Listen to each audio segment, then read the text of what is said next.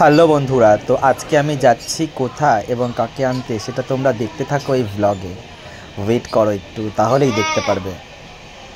তো এই সময় ট্রেন খুব ফাঁকা থাকে, সত্যি খুব আরামে যাচ্ছি। দেখো পুরো ট্রেনটা ফাঁকা।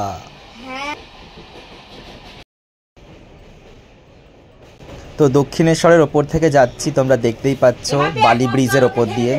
তো সবাই বলো জয় মা দক্ষিণেশ্বরে কালী মায়ের জয় হোক, জয় মা ভবতারিণী মায়ের জয় হোক। ভবতারিণী, হ্যাঁ। তো আমাকে একটু দেখিয়ে দিলাম কেমন লাগছে দাদাকে বলো। একদম পুরো ইয়ো হানি সিংহ তো একদম।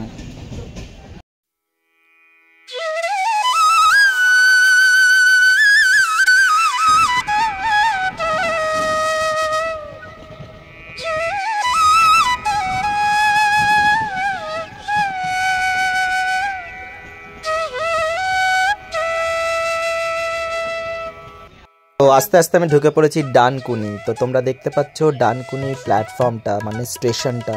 এই ফার্স্ট টাইম এসছি, তোমাদেরকেও দেখাচ্ছি ডানকুনি।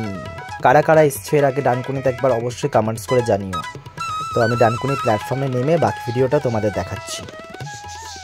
তো স্টেশনটা ডানকুনি, আর আমি প্ল্যাটফর্ম নাম্বার 3 বেজে 4 মিনিটে নেমেছি, মানে নামবো আর কি। তোমাদের কিন্তু জিজ্ঞেস করতে পারি কটার সময় কত নাম্বার প্ল্যাটফর্মে এবং কোন প্ল্যাটফর্মে নেমেছি।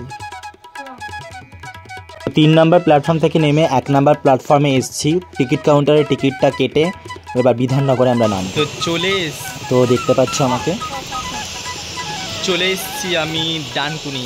আর এসেই 1 নাম্বার প্ল্যাটফর্ম থেকে টিকিট কেটে নিলাম বিধাননগরে যাওয়ার জন্য। বাবাই 4-এ আছে, 4-এ যাচ্ছি। এখনও দেখা হয়নি ওর সাথে। টিকিট